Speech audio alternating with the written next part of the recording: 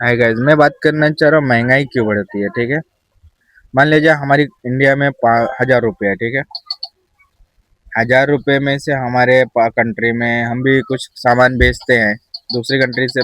Saudi से भी पैसा आता है। मान लीजिए वो 10 रुपये है। ठीक है,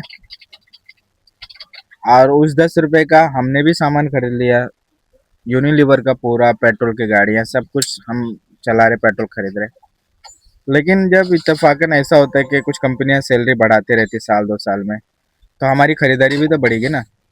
जैसे आ रहा है हमारे पास 10 रुपया और फिर जाने लगा 20 रुपया दूसरी कंट्री में, और हमारे पास 1000 रुपया है। तो उसमें से जब कम होगा तो जाहिर सी बात है करेंसी छोटी होगी, उसी में से कम होगा ना। जब जा रहा है 20 रुपया, दूसरी कंट्री में 20 रुपया जा रहा है और दूसरी कंट्री हमारी कंट्री में 10 रुपया आ रहा है। इनपुट हमारा 10 रुपया, आउटपुट हमारा 20 रुपया है, तो हमारा 1000 रुपये की जो इंडिया में उसी में से कम होगा। तो फिर करेंसी छोटी होगी, करेंसी छोटी होने से फिर क्या महंगाई बढ़ेगी। तो वो चीज़ें होती है।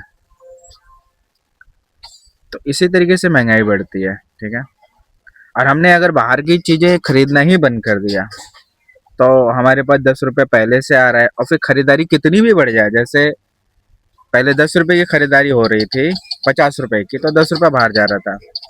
अब 100 रुपये की खरीदारी हो रही है तो 20 रुपया बाहर जा रहा है, मान लिया जाए। तो महंगाई सामान तो फिर हमारे इधर 1000 मतलब डेली का 150-200 की भी खरीदारी हो रही है। तो रोजगार बढ़ेगा खरीदारी बढ़ने से, लेकिन बेरोजगारी नहीं बढ़ेगी।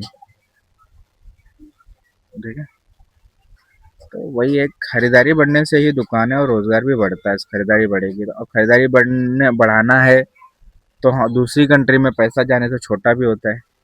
क्योंकि मान लीजिए 100 रुपये की खरीदारी हो रही है तो 20 रुपया बाहर जा रहा है। तो हमें अपनी कंट्री का सामान खरीदना है ताकि हमारा 1 रुपया भी बाहर नहीं जाए। अगर 1-2 रुपया चलेगा तो क्या दिक्कत है,